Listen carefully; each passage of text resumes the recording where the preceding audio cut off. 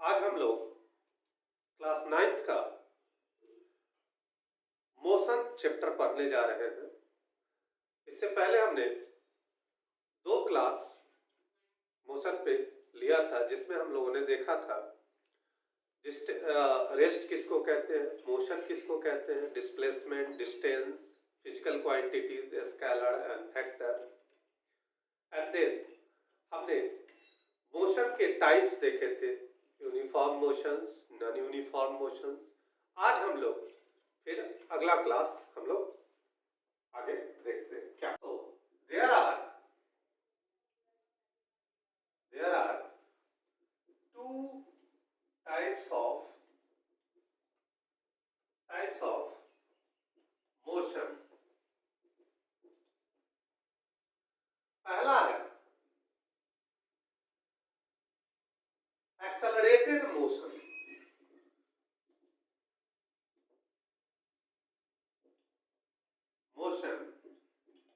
Accelerated motion कहते हैं किसको है?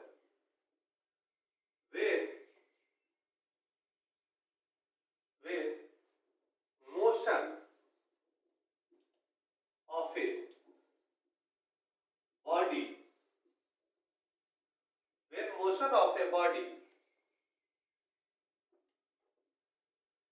increases with time, called accelerated motion. हम लोग इसको ग्राफिकली कैसे रिप्रेजेंट कर सकते हैं? तो देखिए, इसको ग्राफिकली हम लोग एक्स एक्सिस पे और इधर वाई एक्सिस लेते हैं। तो इसको हम लोग वाई एक्सिस पे हम लोग स्पीड को या वेलोसिटी को ले सकते हैं, एक्स एक्सिस पे हम टाइम को लेते हैं। तो एक्सेलरेटेड मोशन का जो ग्राफ आएगा वो कुछ इस तरह का आएगा, ठीक है। यानी कि वे मोशन ऑफ ए बॉडी, यानी कि इसका जो स्पीड है या वेलोसिटी है वह टाइम के साथ इंक्रीज कर रहा है। दूसरा टाइप है मोशन का, वो क्या है? डिसेलरेटेड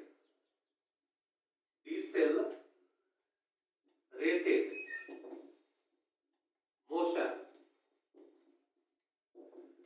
इसमें हम लोग लिख सकते हैं कि वे motion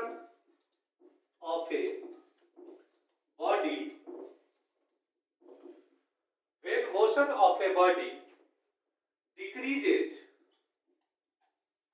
decreases with time called decelerated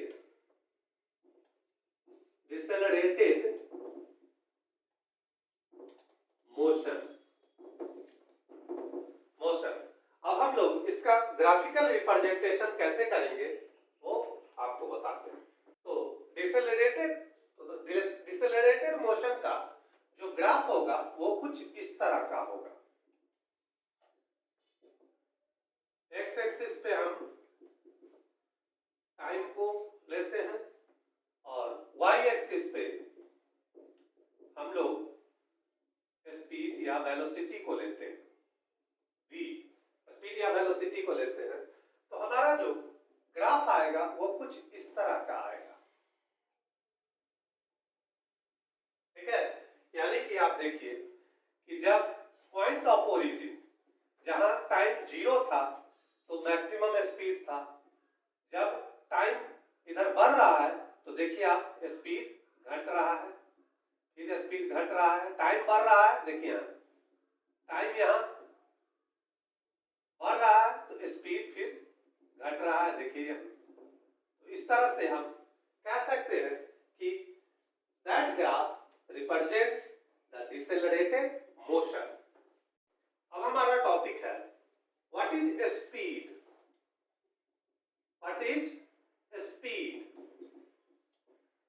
जैसा कि हम लोग जानते हैं, अक्सर बोलते हैं कि साइकिल चला रहा हूं तो इतने स्पीड से, मैं बाइक चला रहा हूं तो इतने स्पीड से। तो व्हाट इज स्पीड? तो आप समझिए, it is defined as it is defined as the distance as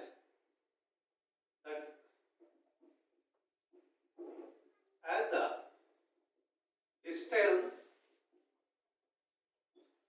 distance traveled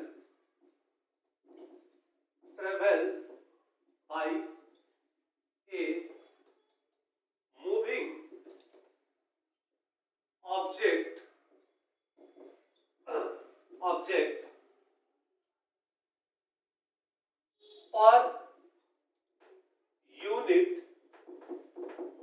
per unit time.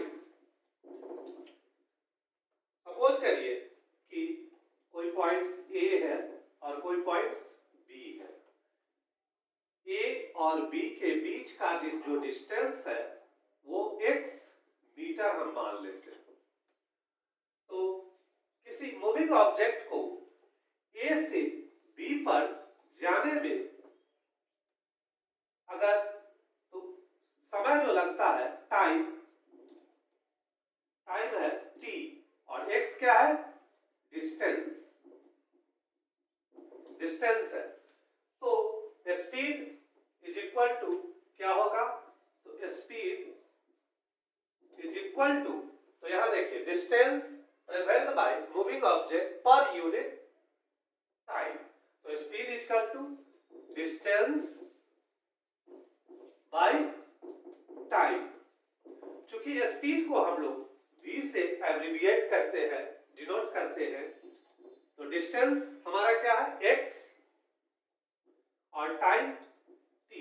So v is equal to x by t। अब चूंकि ये भी फिजिकल क्वांटिटीज है, इसलिए इसका भी SI यूनिट होगा। It is a scalar physical quantity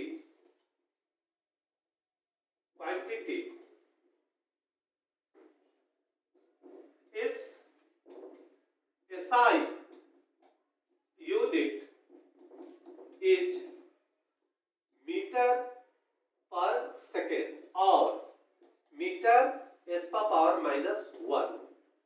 ठीक है, मीटर पर सेकेंड या मीटर, इसको भी मीटर पर सेकेंड नहीं पढ़ेंगे कि चूंकि यह स्केलर फिजिकल क्वांटिटीज है, इसलिए इट्स वैल्यू में बी 0 और पॉजिटिव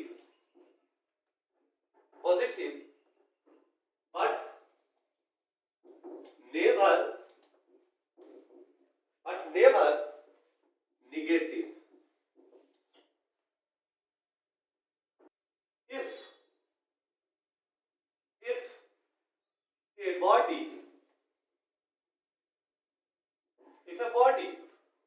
executing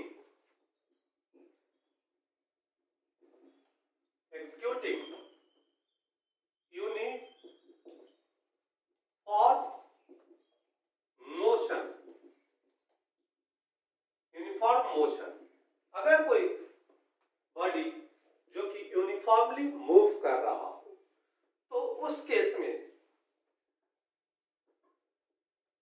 स्पीड क्या होगा? then there will be a constant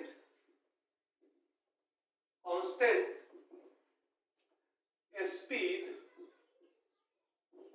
There will be a constant speed of a moving object। तो अगर कांस्टेंट स्पीड से कोई ऑब्जेक्ट मूव कर रहा हो तो हम क्या कहेंगे कि यूनिफॉर्म मोशन। ओके, ठीक उसके अपोजिट अगर कोई ऑब्जेक्ट अपने ड्यूरिंग द जर्नी अलग अलग स्पीड से मूव कर रहा हो तो हम उसको नॉन यूनिफॉर्म मोशन कहेंगे। तो चलिए, if a body is travelling with if a body is traveling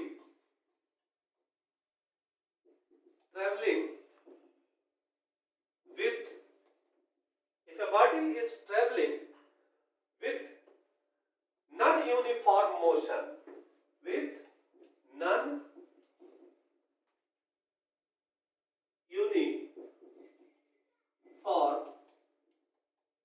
motion, then what happens? If a body is traveling with non-uniform motion, then the speed will not remain. Then a speed will not remains constant, यानी कि जो moving object है उसके speed constant नहीं होंगे। Okay, in this case तो हम उस ड्यूरिंग द जर्नी हम उस मूविंग ऑब्जेक्ट का स्पीड क्या कहेंगे?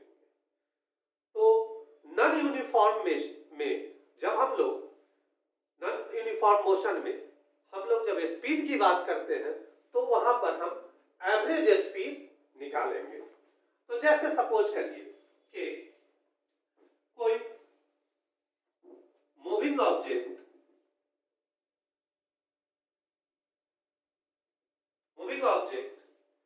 ए से बी जा रहा हो, बी से सी जा रहा हो और सी से डी जा रहा हो, तो यानी कि उसको ए से डी जाने में उसको बी और सी होकर गुजरना पड़ा। सपोज करिए कि वो ए से बी का जो डिस्टेंस है वो x1 है, बी से सी का जो डिस्टेंस है वो x2 है एंड सी से डी का डिस्टेंस जो है वो क्या है, x3 है। अब ए से बी जाने में उसको t1 टाइम लगा, बी से सी जाने में t2 एंड सी से t3। तो अब एवरेज स्पीड कैसे निकालेंगे? तो एवरेज स्पीड का फॉर्मूला होता है, मतलब कि ये नॉन यूनिफॉर्म मोशन में हम लोग एवरेज स्पीड की बात करेंगे। तो एवरेज स्पीड का निकालने का फॉर्मूला होता है एवरेज स्पीड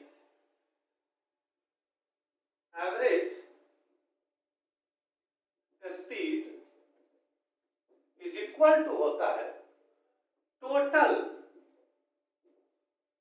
डिस्टेंस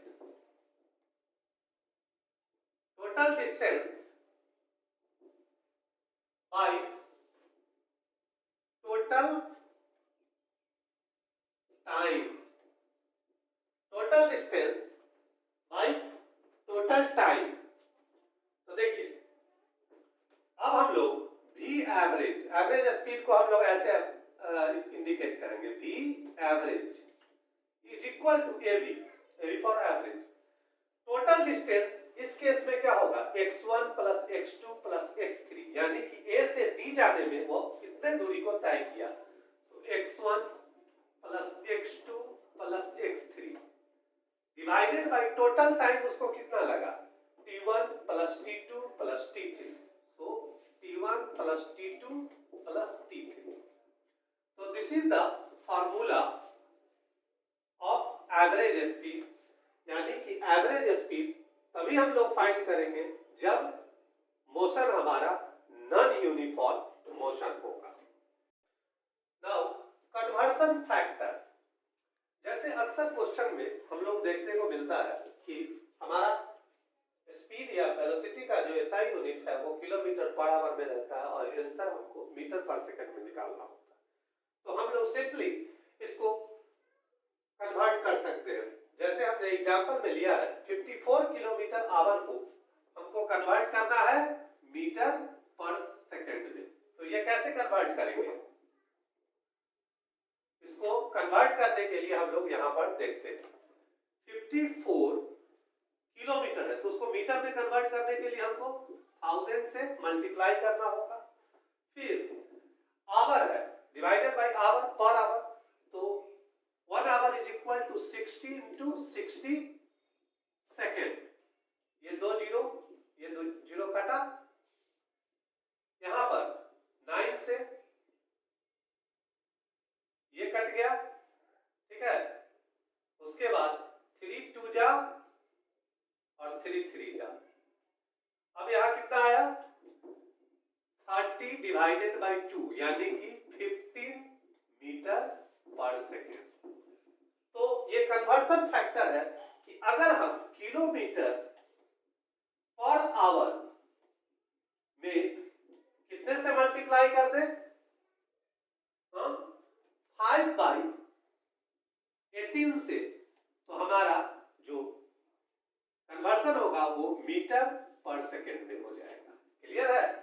और अगर मीटर पर सेकेंड में दिया हुआ हो और किलोमीटर में कन्वर्ट करना है तो ठीक इसको उल्टा कर देंगे, 18 डिवाइडेड बाई 5, तो हमारा जो यूनिट आएगा किस चीज में आएगा, किलोमीटर पर आवर में।